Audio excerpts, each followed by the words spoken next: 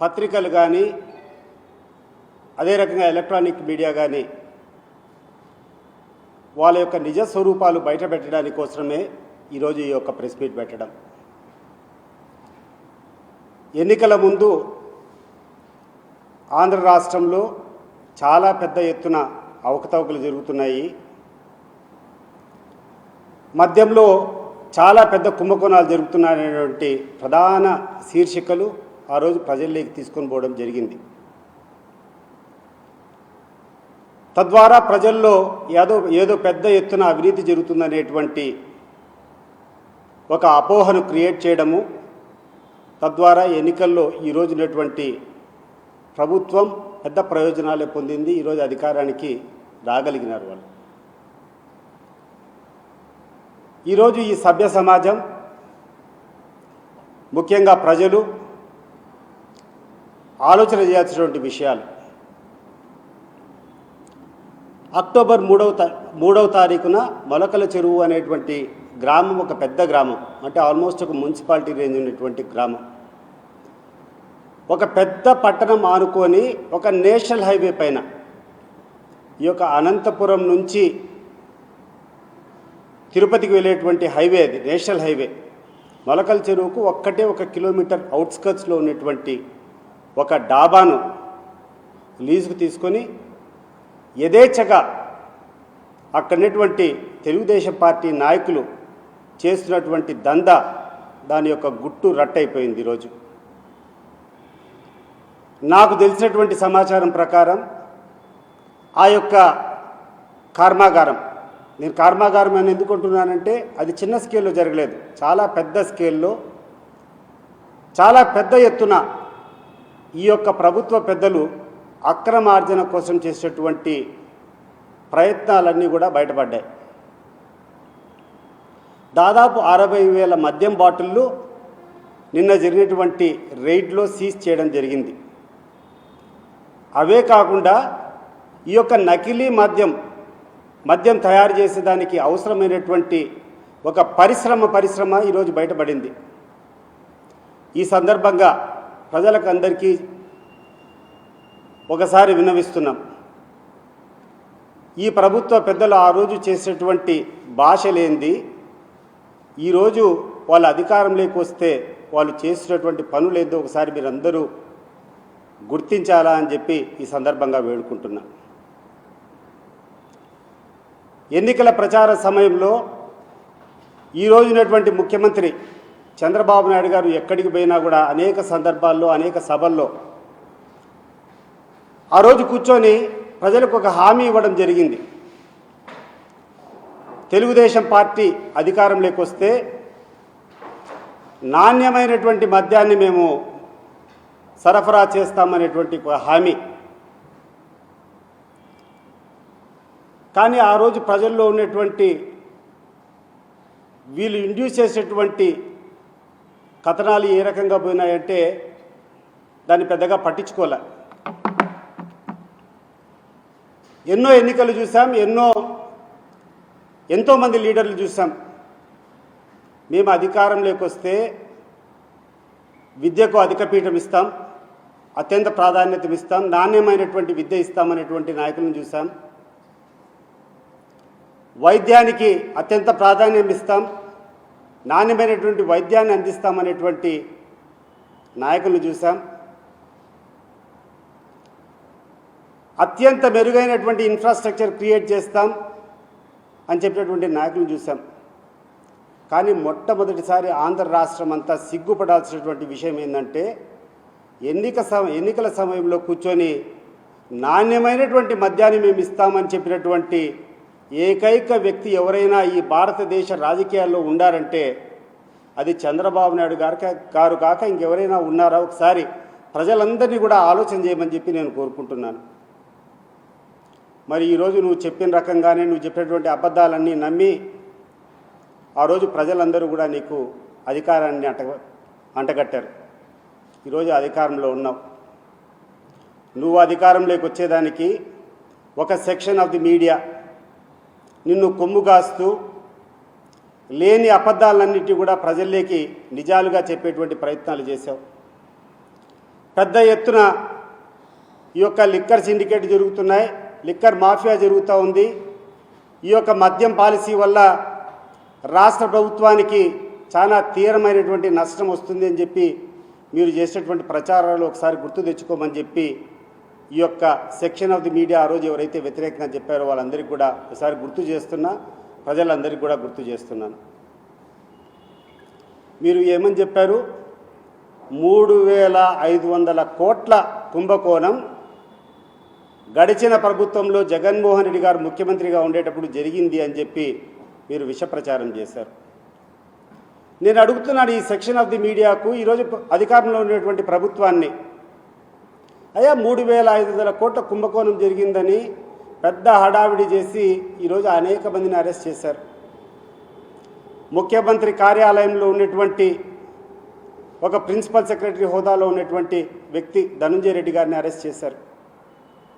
ముఖ్యమంత్రి కార్యాలయంలో ఓఎస్డీగా ఉన్నటువంటి కృష్ణమోహన్ లాంటి ఒక నిజాయితీపరమైన అధికారిని మీరు అరెస్ట్ చేయడం జరిగింది. ముఖ్యంగా ఒక మెంబర్ ఆఫ్ పార్లమెంట్ మిథున్ రెడ్డిని అరెస్ట్ చేయడం జరిగింది. 4 నెలలు 5 నెలలు జైల్లో పెట్టారు వీళ్ళందరినీ కూడా. వీళ్ళ బెయిల్ కోసం పిటిషన్లు చేస్తే అనేక సందర్భంలో కూర్చొని మీరు ఇంకా ఇన్వెస్టిగేషన్ జరుగుతూ ఉంది, ఈ ఇన్వెస్టిగేషన్లో అనేక విషయాలు బయటికి రావాల్సిందని చెప్పి వాళ్లకు బెయిల్ ఇవ్వద్దని చెప్పి మీరు కోరినటువంటి విషయాన్ని ఒకసారి గుర్తు చేస్తున్నా. కానీ ఒక 3 నెలలు 4 నెలలు చూసిన తర్వాత అక్కడటువంటి కోర్టులు కూర్చొని చాలా సీరియస్గా తీసుకునింది. ఇటీవల కాలంలో ధనంజయ రెడ్డి గారు బెయిల్ మీద వచ్చారు, కృష్ణమోహన్ గారు బెయిల్ మీద వచ్చారు, మిథున్ రెడ్డి గారు కూడా బెయిల్ మీద వచ్చారు.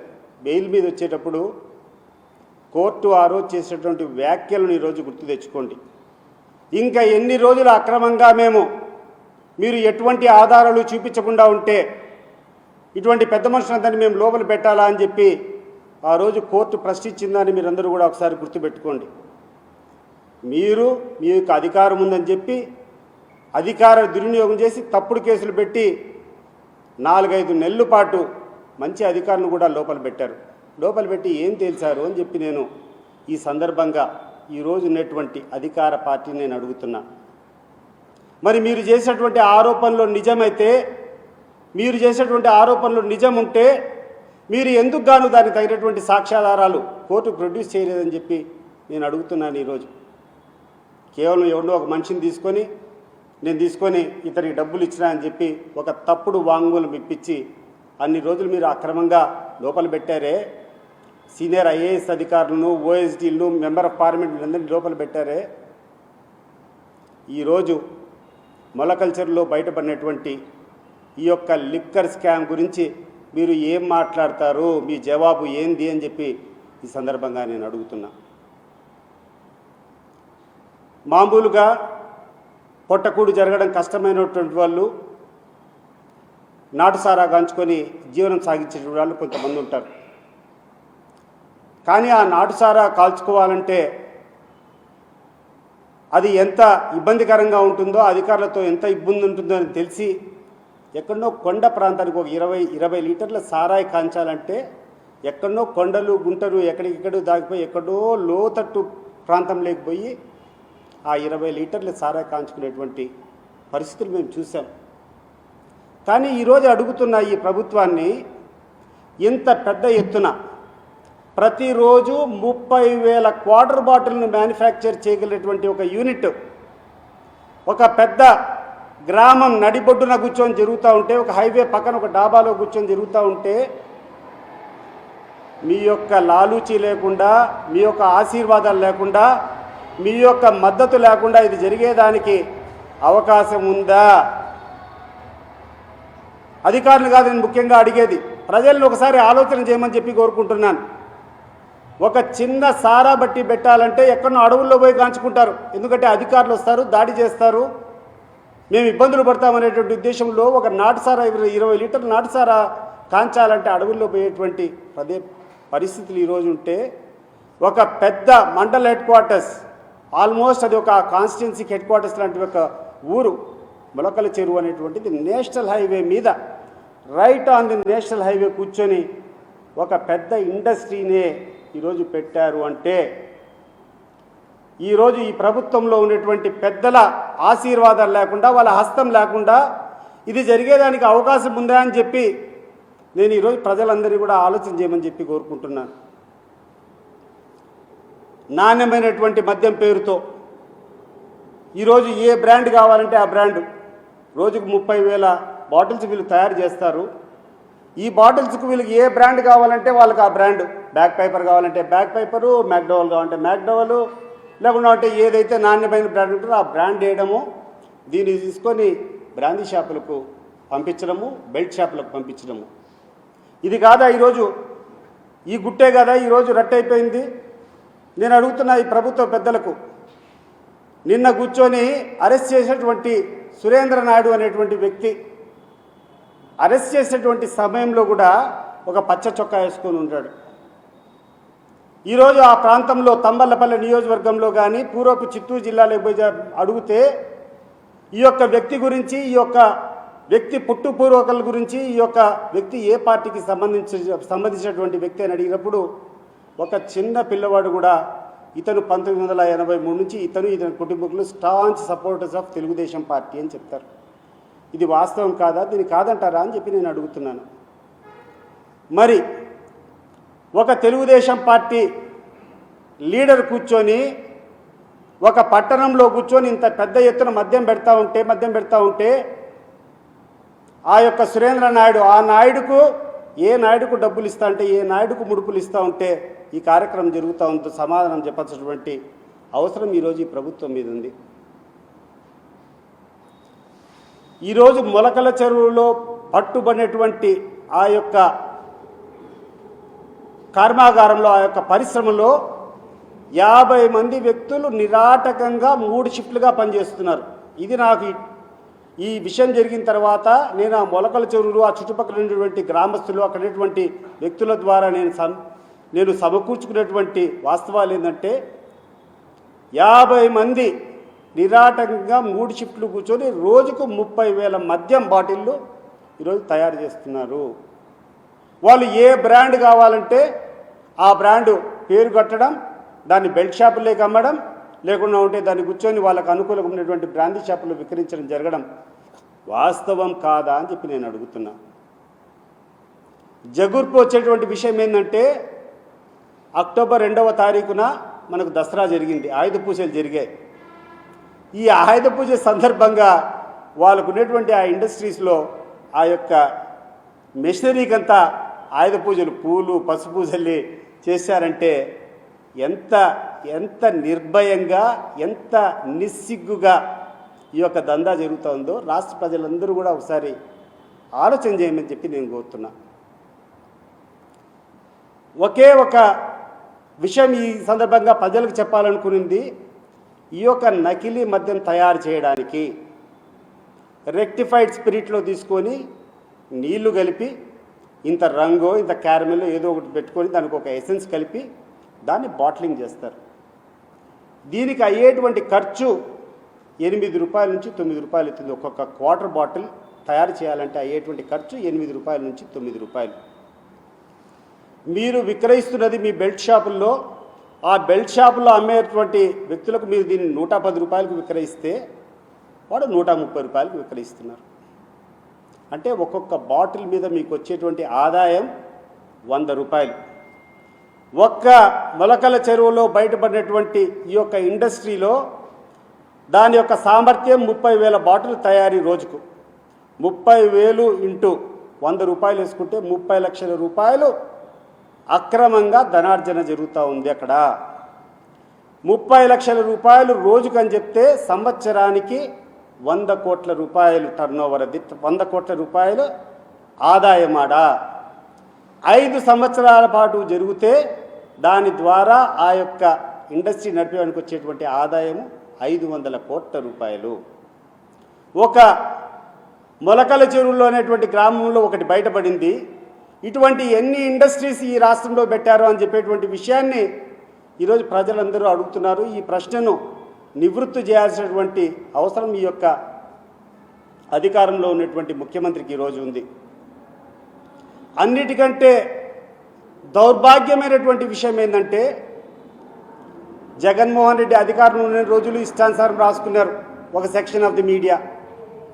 అధికారం పోయిన తర్వాత ఇటీవల ఒక నెల కిందట కూర్చొని పతాక శీర్షికలు జగన్మోహన్ రెడ్డి గారి హయాంలో అప్పుడు తాగినటువంటి కల్తీ మద్యం వల్ల లివర్లు కిడ్నీలు చెడిపోయి ఆరోగ్యం అంతా పాడైపోయింది అని చెప్పి ఒక మీడియాలో వచ్చినటువంటి కథనాన్ని, ఇటీవల కాలంలో వచ్చినటువంటి కథనాన్ని ఆ యొక్క పత్రికల యాజమాన్యాన్ని, ఆ యొక్క టీవీ ఛానల్ యొక్క ఆ యాజమాన్యాన్ని నేను అడుగుతున్నాను. ఈరోజు మొలకల చెరువులో ఇంత పెద్ద ఇండస్ట్రీ ఈరోజు బయటపడిందే, నీ పేపర్లో ఈరోజు రాసేదానికి నీకు లేదా, నీకు సత్తా లేదా?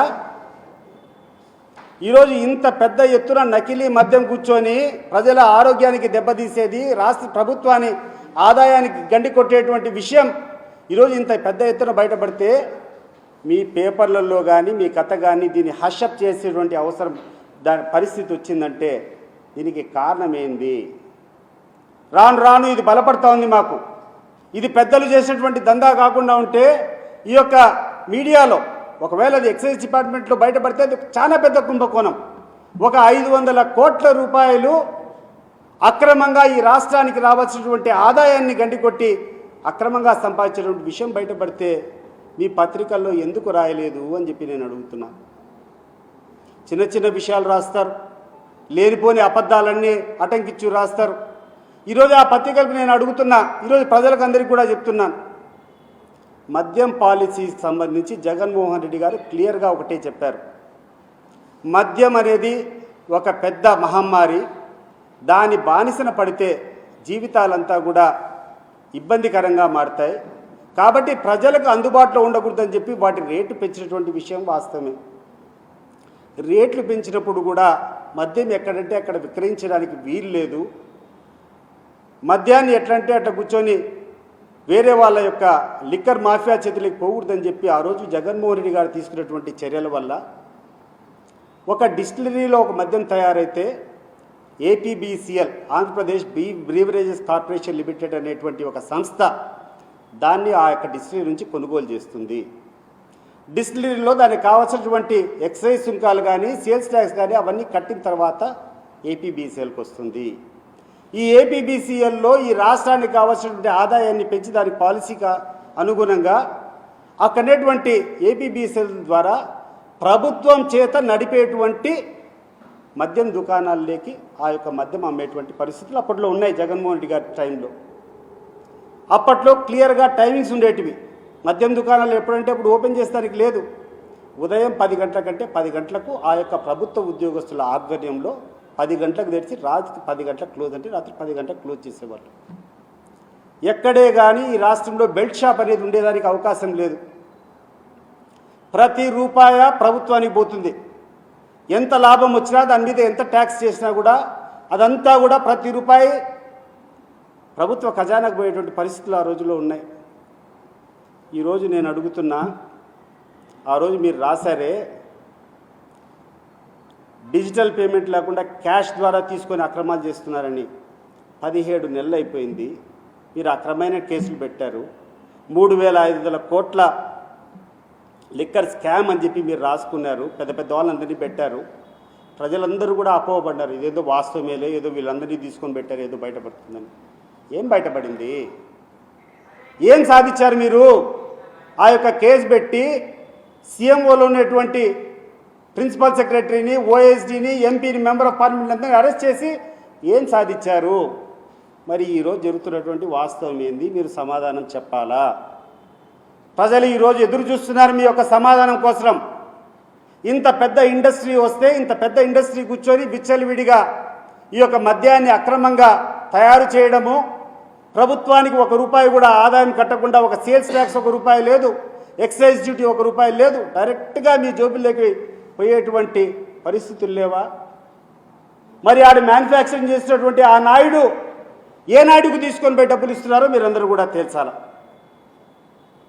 ఈరోజు ఈ విషయం బయటకు వచ్చిన తర్వాత ఆ మొలకల చెరువు పరిసర గ్రామాల్లో ఉన్నటువంటి నాకున్నటువంటి పరిచయాల ద్వారా అందరినీ దాని గురించి విచారిస్తే భయంకరమైనటువంటి నిజాలు కొన్ని బయటకు వచ్చాయి.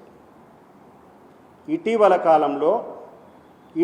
కాలంలో ఆ తంబలపల్లి నియోజకవర్గానికి మీరు ఎవరికి టికెట్ ఇచ్చారు, ఆ వ్యక్తికి ఈ యొక్క మద్యం దాంట్లో సంబంధం ఉందా లేదా చంద్రబాబు నాయుడు గారు మీరు చెప్పండి. ఈరోజు మొలకల చెరువు పరిసర ప్రాంతంలో చిత్తూరు జిల్లాలో అనుకునేది ఒకటి, ఎవరైతే మీరు టికెట్ ఇచ్చారో ఆ వ్యక్తికి ఆ రోజు కూర్చొని మీకు ఒక పెద్ద ఎత్తున అమౌంట్ అప్పజెప్పి టికెట్ తీసుకున్న తర్వాత అతను చెప్పినటువంటి హామీ, మీకు ఇచ్చినటువంటి హామీ ఏంటంటే తెలుగుదేశం పార్టీ అధికారంలోకి వస్తే పెద్ద ఎత్తున కొన్ని వేల కోట్ల రూపాయలు నేను మీకు సంపాదించి ఇస్తాను అని చెప్పి మాట ఇచ్చాడా లేదా అనే విషయాన్ని ప్రజలకు మీరు స్పష్టం చేయాల్సినటువంటి అవసరం ఉంది. ఈరోజు ఆ ప్రాంతంలో ఉన్నటువంటి సామాన్య ప్రజలు మాట్లాడుకుంటూ అంటారు, అయ్యా ఇదేం కొత్త కాదు, ఈ ప్రాంతంతో సంబంధం లేనటువంటి వ్యక్తి, ఈ ప్రాంతంలో ఉన్నటువంటి రాజకీయాలకు సంబంధం లేనటువంటి వ్యక్తి ఆ రోజు టికెట్ ఇచ్చేటప్పుడే వాళ్ళకు ఉన్నటువంటి ఒడంబడిక, వాళ్ళు కూర్చున్నటువంటి అగ్రిమెంట్ ఏంటంటే ఇతను తెలుగుదేశం పార్టీ అధికారంలోకి వస్తే పెద్ద ఎత్తున ఈ యొక్క అక్రమ మద్యం చేయడము, దీని ద్వారా కొన్ని వేల కోట్లు సంపాదించి దాన్ని ఇప్పుడున్నటువంటి అధికారంలో ఉన్నటువంటి పెద్దలకు ఇవ్వడము అనేది ఇది ఆ గ్రామాల్లో ఉన్నటువంటి చర్చ. దీన్ని ఏ రకంగా నివృత్తి చేస్తారో చంద్రబాబు నాయుడు గారు ఈరోజు బయటికి రావాలి. ముఖ్యంగా ఇన్ని తప్పుడు కథనాలు రాసేటువంటి వ్యక్తులు, ఈ సెక్షన్ ఆఫ్ ది మీడియా ఎవరెవరైతే మద్యం గురించి పుంకాలుగా మీ ప్రధాన శీర్షికలు రాసినటువంటి వ్యక్తులు ఈరోజు ఎందుకు మీ వాణి మూగబోయింది, ఎందుకు మీ పత్రికల్లో మీ దాంట్లో ఈరోజు ఇంత పెద్ద ఎత్తున మద్యం బయటపడితే ఎందుకు మీరు రాయకుండా ఉండారు? ఇవన్నీ కూడా చెప్పాల్సినటువంటి అవసరం ఉంది. ప్రజలు ముఖ్యంగా ఆలోచన చేయాలి. ఒక మంచి కోసరం, సమాజ శ్రేయస్సు కోసరం ఆ రోజు జగన్మోహన్ రెడ్డి గారు ఒక మంచి పాలసీ తీసుకొని వచ్చారు. మద్యమాన్ని ప్రైవేట్ వ్యక్తులు నిర్వహిస్తే అవకతవకలు జరుగుతాయి, దాంట్లో కూర్చున్నటువంటి ఇటువంటి ఇల్లీగల్ మాఫియా అంతా, లిక్కర్ మాఫియా అంతా వస్తుంది, అక్రమంగా మద్యం తయారీ చేసే వాళ్ళు వస్తారు, విచ్చలవిడిగా వాళ్ళకి కావాలనేటువంటి రేటు వాళ్ళు అమ్ముకుంటారు. అవన్నీ జరగకూడదు. ఒక మంచి మద్యం పాలసీ తీసుకొని రావాలంటే దాని మీద అన్ని అపోహలు క్రియేట్ చేశారే ఈ section of the media and ముఖ్యమంత్రి చంద్రబాబు నాయుడు గారు. ఈరోజు ఏం సమాధానం చెప్తావు? ఈరోజు మీరు మార్చినటువంటి మద్యం పాలసీ ద్వారా ఈరోజు మీరు ప్రైవేటైజ్ చేసి ఈ యొక్క మద్యమాన్నంతా కూడా, రీటైల్ షాపులంతా కూడా ఈరోజు ఆక్షన్ పెట్టి చేసిన వల్ల మీరు సాధించింది ఏంది? ఈరోజు ఈ రీటైల్ షాపులన్నీ ఆక్షన్ పెట్టారు. ఆక్షన్ ముసుగులో మొత్తం రాష్ట్రంలో ఉన్నటువంటి వైన్ షాప్స్ అంతా కూడా ఈరోజు తెలుగుదేశం పార్టీ నాయకుల యొక్క హస్తాల్లో జరుగుతున్నాయి. చిన్న చిన్న హ్యాబిటేషన్స్లో కూడా 100 మంది 200 మంది ఉన్నటువంటి గ్రామాల్లో కూడా విచ్చలవిడిగా ఈ బెల్ట్ షాపులు జరుగుతూ ఉన్నాయి. ఎంఆర్పి ప్రైస్ అనేది ఎక్కడే కానీ పాటించేటువంటి పద్ధతులు లేవు. నేరుగా బ్రాందీ షాప్ లేకపోతే 130 రూపాయలు ఎంఆర్పి అని ఉంటే 150 రూపాయలు మేము అంతే పెట్టేది, నచ్చితే తీసుకోండి లేకుంటే లేదని చెప్పేటువంటి పరిస్థితులు లేవా చంద్రబాబు నాయుడు గారు? మరి ఈ రకంగా విచ్చలవిడిగా అమ్ముకునేటువంటి హక్కు వాళ్ళకి ఎవరిచ్చారు? నీ యొక్క లీడర్లే కదా ఈరోజు వైన్ షాప్స్ అన్ని నడుపుకునేది. ఎక్కడన్నా ఎంఆర్పి ప్రకారమే చేయాలనే నిబంధన నడుస్తూ ఉందా? ఈ రాష్ట్రంలో మీకు ఒక్కటే ఒక సవాల్ విసురుతున్నా, మీకు ధైర్యం ఉంటే ఈ గ్రామంలో ఒక గ్రామం పేరు చూపించి ఒక్క గ్రామంలో బెడ్ షాప్ లేదని చెప్పేటువంటి పరిస్థితులు మీకున్నాయా? ఈరోజు నాణ్యమైనటువంటి మద్యం సరఫరా చేస్తామని చెప్పి హామీ ఇచ్చినటువంటి గొప్ప వ్యక్తి అంటే మీరు మ్యానుఫ్యాక్చర్ చేసి మీరు ఏది కావాలంటే ఆ బ్రాండ్కి పెడితే సరిపోతుంది అని చెప్పి నేను అడుగుతున్నా. ఈరోజు ప్రధాన శీర్షికలు రాసినటువంటి కొన్ని పత్రికలను అడుగుతున్నా, నేను సూటిగా అడుగుతున్నా. ఆ రోజు మద్యం తాగినటువంటి వాళ్ళంతా లివర్లు, కిడ్నీలు ఇవన్నీ పాడైపోయినాయి, ఈరోజు ఆ ఘోష ఉందని చెప్తున్నారే. నేను అడుగుతున్నా మిమ్మల్ని, ఒక ప్రభుత్వం ఆథరైజ్ చేసి అనేక నిబంధనలు, అక్కడ ఉన్నటువంటి అనేక సెక్యూరిటీలు, అనేక క్వాలిటీ చెక్లు చేసేటువంటి డిస్టిలరీలో ఈ యొక్క కల్తీ మద్యం తయారు చేసేదానికి వీలుంటుందా? ఈరోజు ఈ రకంగా మొలకల చెరువులో జరిగేటువంటి ఈ యొక్క కర్మాగారాల్లో ఇటువంటి కల్తీ మద్యం జరిగేదానికి అవకాశం ఉంటుందా? ఒకసారి మీరు ఆలోచన చేయండి. నేను చెప్పిన దాంట్లో అవాస్తవం ఉంటే దయచేసి ముందరకు మీ దగ్గర చర్చించేదానికి నేను రెడీగా ఉండా. నేను చెప్పినటువంటి విషయాల్లో మీకు ఏమాత్రం సందేశం ఉన్నా కూడా నేను I'm here to debate with you. ఈరోజు ఎందుకు అంత పెద్ద ఎత్తున మద్యం మీద రాసేటువంటి వాళ్ళు ఇంత పెద్ద గుట్టును రట్టు చేస్తే మీ పత్రికల్లో ఎందుకు రాయలేదు? మీ యొక్క వాటా ఎంత దీన్ని స్పష్టం చేయాలని చెప్పి నేను కోరుకుంటూ, ప్రజలకు ఈరోజు ఈ యొక్క ప్రభుత్వం యొక్క ముసుగు ఈరోజు గుట్టు రట్టయింది. ఇటువంటి విషయాలన్నింటినీ కూడా మీరు గుర్తుపెట్టుకోవాలా. ఎవరంటే వాళ్ళు కూర్చొని అపోహలు చెప్తే నమ్మి మోసపోవద్దు అని చెప్పి నేను ఈ సందర్భంగా వినవించుకుంటూ అందరికీ సార్.